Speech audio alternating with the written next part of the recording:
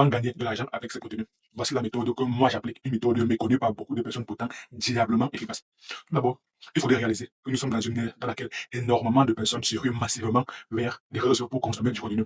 Donc, en termes de demande, pour moi, ce critère est déjà garanti. Ce critère est rempli. Énormément de personnes consomment des contenus en ligne. Et ça, tu peux même toi-même le remarquer. Donc, ce que moi je fais, c'est que je publie massivement des contenus. Je publie énormément de contenus sur toutes mes plateformes, que ce soit sur TikTok, que ce soit sur Instagram, que ce soit sur Facebook, que ce soit sur YouTube à travers les vidéos longues et également à travers les shorts, que ce soit également sur même Twitter, dorénavant appelé X. Je publie également des contenus. Donc, je me concentre à publier énormément de contenus. Ensuite, des contenus qui auront beaucoup plus performé, des contenus qui auront eu beaucoup plus de vues, beaucoup plus d'abonnés. Bon, ce n'est même pas les critères que moi je mesure au préalable.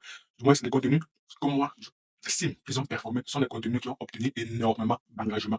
Et pour ces contenus, je fais de la publicité de manière à attirer des clients. Et à travers ces clients, j'ai réussi à gagner de l'argent à travers les produits et les services que moi je commercialise.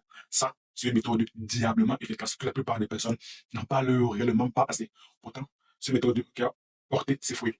Pourquoi est-ce que je procède ainsi? Parce que, auparavant, les personnes faisaient des publicités, mais perdaient énormément d'argent. Parce qu'auparavant, lorsque tu fais de la publicité, alors le contenu que tu promeux, le contenu que tu mets en avant doit clairement être d'une extrême qualité. Parce que lorsque tu fais de la publicité, mon ami, c'est un budget que tu investis. Ça, n'oublions pas. Quand tu fais de la publicité, tu dois être rentable. Donc, le contenu que tu mets en avant doit clairement être un contenu de qualité. Malheureusement, ce n'est pas toi qui décides de la qualité de ton contenu. Ce n'est pas toi qui décides si le contenu dont tu fais la publicité est de qualité ou pas. Ce sont tes clients. Ce sont les personnes à qui tu mettras en avant ce contenu. Et auparavant, il n'y avait pas encore ce moyen, parce qu'auparavant, la plupart des personnes ne consommaient pas énormément de contenu en ligne. Mais dorénavant, la création de contenu a changé. Pour paraphraser ce qu'un très grand footballeur français avait parlé à propos du football, notamment le football a changé. Bon, retrouvons un peu notre sérieux. La création de contenu a changé. Donc, ce que moi j'ai fait, je publie énormément de contenu. Ça me sert de phase de testing. C'est un peu comme dans le dropshipping. Le dropshipping m'a appris énormément de choses, énormément de concepts dans le business. C'est bien que lorsque je lançais mon activité de dropshipping, je n'ai pas eu les résultats escomptés, mais j'ai réussi à comprendre une chose fondamentale dans le business, c'est qu'il y a deux phases. Il y a la phase de testing et il y a la phase de scaling. La phase de testing ne sert pas réellement à gagner de l'argent.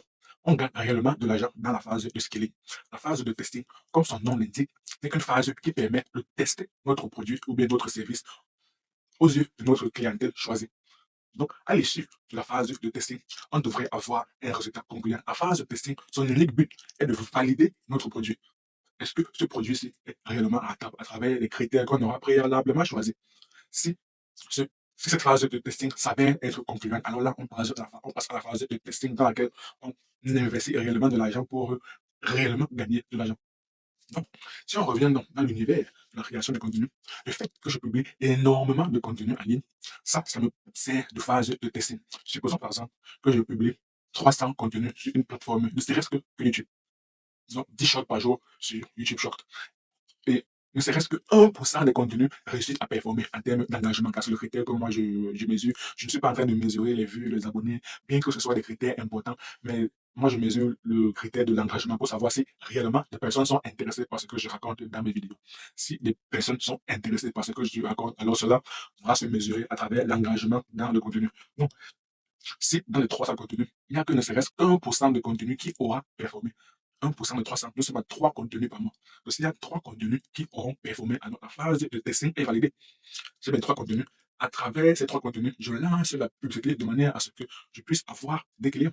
Parce que les 3 contenus, étant donné qu'ils ont obtenu de l'engagement, alors cela démontre qu'il y a des personnes qui ont été intéressées par ce que je racontais dans les 3 contenus. Alors, lorsque je lance la publicité, alors ce que je fais, j'essaie d'attirer le maximum de personnes similaires à des personnes qui étaient intéressées par ces contenus. J'obtiens énormément de clients par la suite et en conséquence, je gagne de l'argent. Prenons une autre plateforme, prenons par exemple le Facebook. Je publie également 300 contenus sur Facebook. S'il n'y a que ne serait-ce que 1% des contenus qui auront performé. Donc, 3 contenus qui auront réellement montré de l'engagement.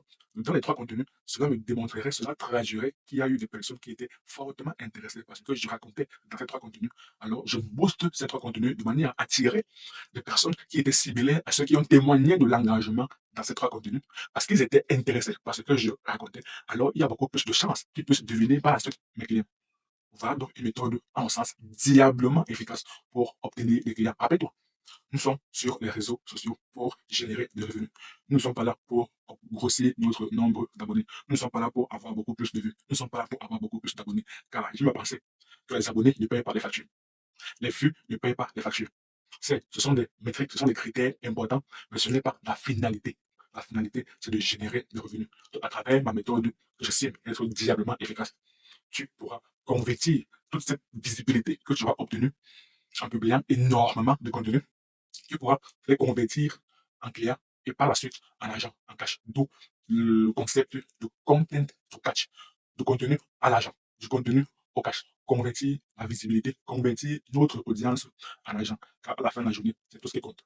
Tout ce qui compte, c'est de générer des revenus. Tout ce qui compte, c'est de savoir quelle somme d'argent entre dans notre compte en banque. Tout ce qui compte est de savoir quelle somme d'argent entre dans notre poche. C'est ça le plus important. Ce n'est pas le nombre d'abonnés. On n'en a strictement rien à faire du nombre d'abonnés. Voilà donc une méthode que j'estime être diablement efficace et qui, d'ailleurs, a fait ses preuves dans d'autres marchés, notamment dans le marché américain. Et j'ai essayé d'utiliser ce concept et je peux te l'assurer, c'est un concept qui porte ses fruits. Rendez-vous dans la prochaine vidéo. Peace.